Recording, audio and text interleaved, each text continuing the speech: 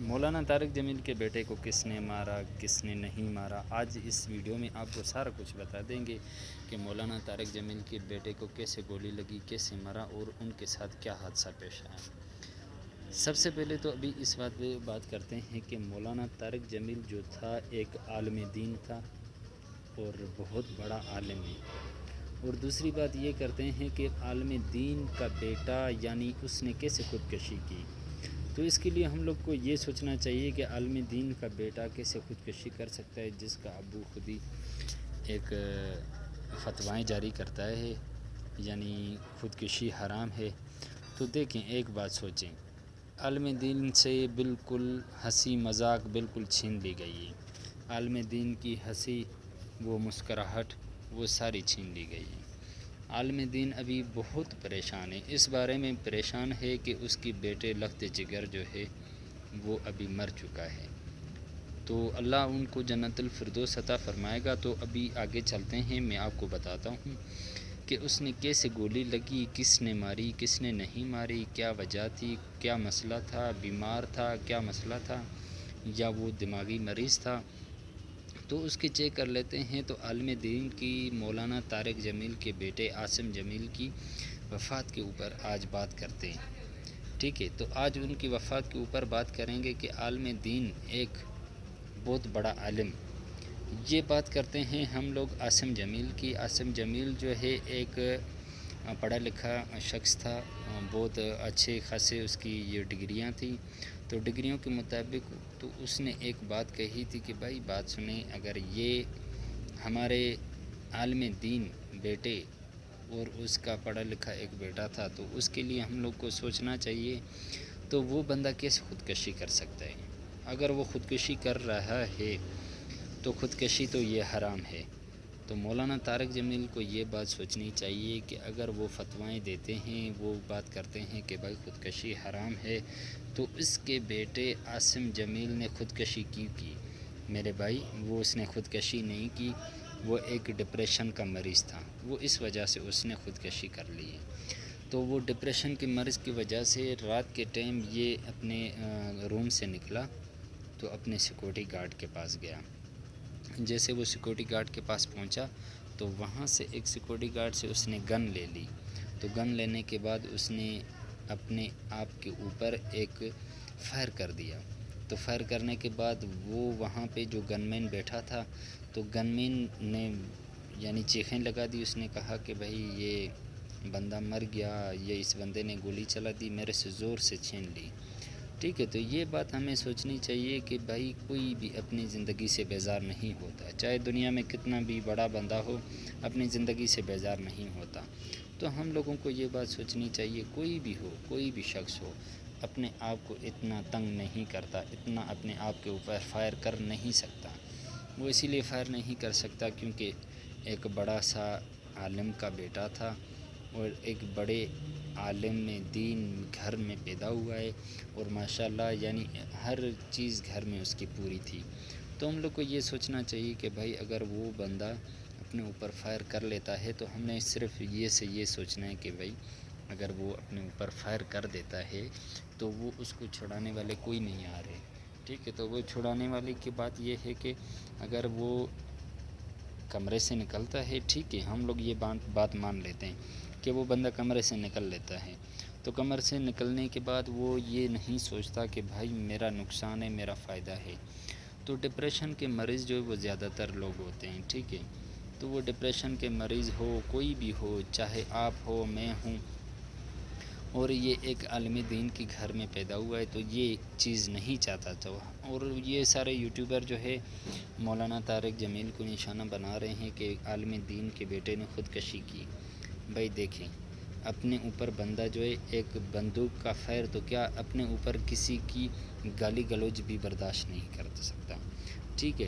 تو وہ گولی لگنے سے جہاں باغ ہو گئے، طلبہ مولانا طارق جمیل کے بیٹے صاحبزادے عاصم جمیل گولی لگنے سے جہاں باغ، ٹھیک ہے۔ ابھی گولی لگنے سے تو وہ بالکل، یہ ایئر وائی نیوز والوں نے ایک اچھی سی طریقے سے خبر رکھ لی ہے، وہ اس لیے رکھ لی کہ بھائی ان کو پتہ ہونا چاہیے کہ کیا وجہ تھی۔ تو وجہ یہ تھی کہ وہ خود ہی ایک ڈپریشن کا مریض تھا، وہ اس وجہ سے اپنے اوپر اس نے فائر کر دیا۔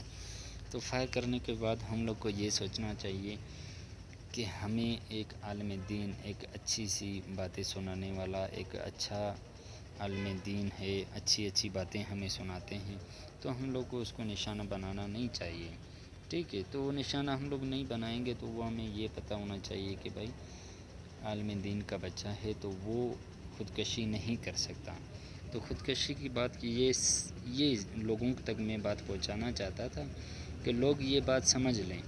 بھائی یہ دیکھیں، میں ابھی اس کی ایک تصویر وہ آپ دیکھ لیں کہ اس تصویر میں وہ پڑھا لکھا ہے، بالکل اپنے ابو کے ساتھ کھڑا ہے، لیکن اس کے ساتھ ایک وہ مریض تھا ڈپریشن کا، تو اس کے ساتھ بھی کوئی مسئلہ تھا، تو اس وجہ سے اس نے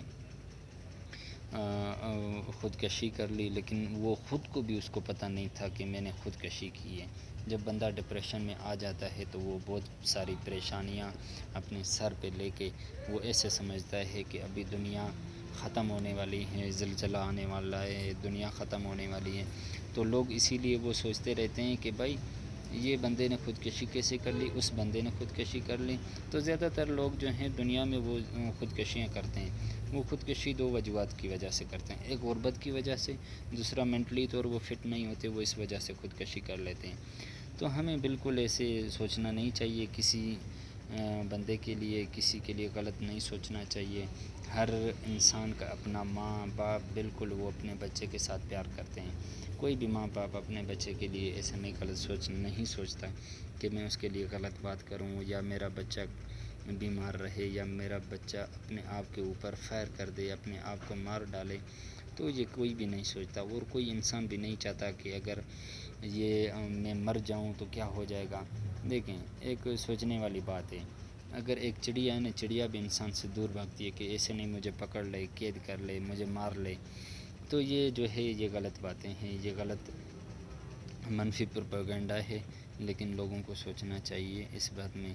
تو دوسری بات میں آپ کو بتا دوں، مولانا طارق جمیل اس بات پہ بہت غمزدہ تھے، لیکن اس کی اولاد تو ہے، بالکل اولاد ہے اس کی، ایسے نہیں ہے کہ ہم لوگ کو یہ سوچتے ہیں کہ بھائی یہ بندہ کیسے ابھی رو رہا ہے اپنے بیٹے کی قتل کے اوپر۔ بھائی دیکھیں وہ اس کے بیٹے کا قتل نہیں ہوا ہے، وہ اولاد جو ہے ہر انسان کو پیاری ہوتی ہے۔ مولانا طارق جمیل اس بات پہ غمزدہ تھے کہ ہمیں جو ہے ایک سوچنے والی بات ہے کہ ہمیں کسی عالم دین کو اتنا متاثر نہیں کرنا۔